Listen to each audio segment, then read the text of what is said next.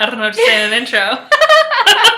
Hi everyone, this is Amanda / Purple Terpsichore and my friend Marguerite.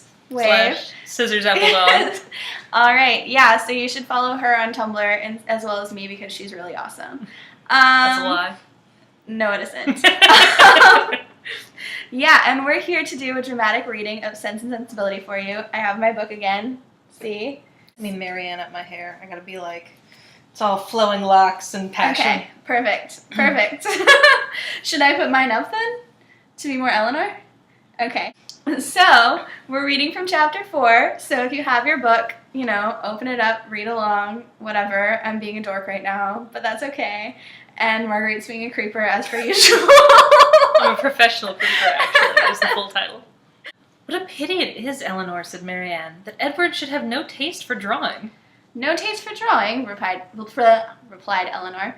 Why should you think so? He does not draw himself, indeed, but he has great pleasure in seeing the performances of other people, and I assure you he is by no means deficient in natural taste, though he has not had opportunities of improving it. Had he ever been in the way of learning, I think he would have drawn very well. He distrusts his own judgment in such matters so much that he is always unwilling to give his opinion on any picture, but he has an innate propriety and simplicity of taste which in general direct him perfectly right. Marianne was afraid of offending and said no more on the subject, but the kind of approbation which Eleanor described as excited in him by the drawings of other people was very far from the rapturous delight which, in her opinion, could alone be called taste. Yet, though smiling within herself at the mistake, she honored her sister for that blind partiality to Edward which had produced it. I hope, Marianne, continued Eleanor, you do not consider him as deficient in general taste. Indeed, I think I may say that you cannot, for your behavior to him is perfectly cordial, and if that were your opinion, I am sure you could never be civil to him. Marianne hardly knew what to say. She would not wound the feelings of her sister on any other account, and yet to say what she did not believe was impossible. At length she replied, Do not be offended, Eleanor, if my praise of him is not in everything equal to your sense of his merits. I have not had so many opportunities of estimating the minuter propensities of his mind, his inclinations, and his tastes as you have. But I have the highest opinion in the world of his goodness and sense. I think him everything that is worthy and amiable. I am sure, replied Eleanor with a smile, that his dearest friends could not be dissatisfied with such commendation as that. I do not perceive how you could express yourself more warmly. Marianne was rejoiced to find her sister so easily pleased. Of his sense and his goodness, continued Eleanor, no one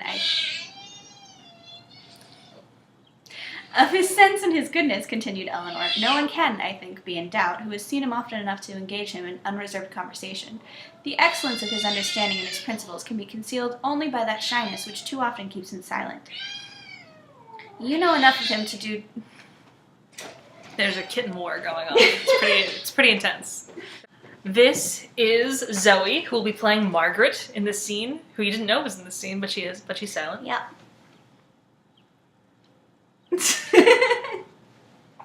Okay, she's gonna sit down. Okay, I'm gonna start that paragraph again.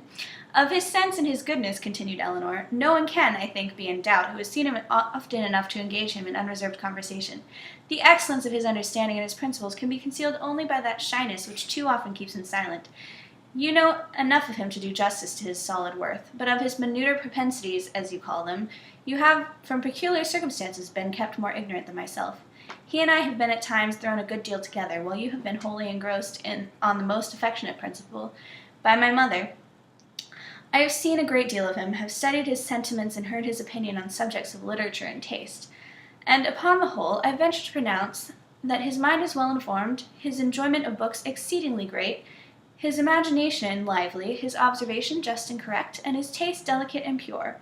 His abilities in every respect improve as much upon acquaintance as his manners in person.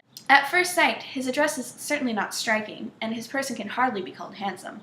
To the expression of his eyes, which are uncommonly good, and the general sweetness of his countenance is perceived. At present, I know him so well that I think him really handsome, or at least almost so. What say you, Marianne? I shall very soon think him handsome, Eleanor, if I do not now. When you tell me to love him as a brother, I shall no more see the imperfection of his face than I now do in his heart. Eleanor started at this declaration and was sorry for the warmth she had betrayed been betrayed into in speaking of him, she felt that Edward stood very high in her opinion. She believed that regard to be mutual, but she required greater certainty of it to make Marianne's conviction of their attachment agreeable to her. She knew that Marianne and her mother conjectured one moment they believed the next, that with them to wish was to hope, and to hope to expect. She tried to explain the real state of the case to her sister. "I do not attempt to deny," said she, "that I think very highly of him, that I greatly esteem, that I like him." Marianne here burst forth with indignation. Esteem him! Like him! Cold-hearted Eleanor! Oh, worse than cold-hearted! Ashamed of being otherwise! Use those words again, and I will leave the room this moment. Eleanor could not help laughing. "Excuse me," said she, "but be assured that I meant no offense to you by speaking in so quiet a way of my own feelings. Believe them to be stronger than I have declared. Believe them, in short, to be such as his merit and the suspicion, the hope of his affection for me may warrant, without imprudence or folly. But further than that you must not believe. I am by no means assured of his regard for me. There are moments when the extent of it seems doubtful. Until his sentiments are fully known, you cannot wonder at my wishing to avoid any encouragement of my own partiality by believing or calling it more than it is. In my heart I feel scarcely any doubt of his preference. But there are other points to be considered besides his inclination. He is very far from being independent. What his mother really is we cannot know, but from Fanny's occasional mention of her conduct and opinions, we have never been disposed to think her amiable, and I am very much mistaken if Edward is not himself aware that there would be many difficulties in his way if he were to wish to marry a woman who had not either great fortune or great rank." Marianne was astonished to find how much the imagination of her mother and herself had outstripped the truth. "And yet you are really not engaged to him," said she. "Yet it certainly soon will happen, but 2 advantages will proceed from this delay. I shall not lose you so soon, and Edward will have the greater opportunity of improving that natural taste for your favorite pursuit, which must be so indispensably necessary to your future felicity. Oh, if he should be so far stimulated by your genius as to learn to draw himself, how delightful that would be." Yeah, I hope you're all reading and enjoying Sense and Sensibility. I think Marguerite definitely is, so, if you want to be as cool as her, you should work on that. Marguerite has a lot of opinions on Jane Austen and Willoughby, so. Great.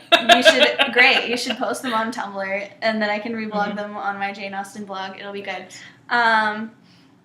So yeah, and I think the next video is going to be just sort of a general discussion of my opinions and my reading experience this time around. So you should all be looking forward to that. And you should all be following my blog and leave me comments, whatever, telling us what you think of our unbelievable performances. I know you're all going to say they were fantastic. So, thank you, and I will see you soon.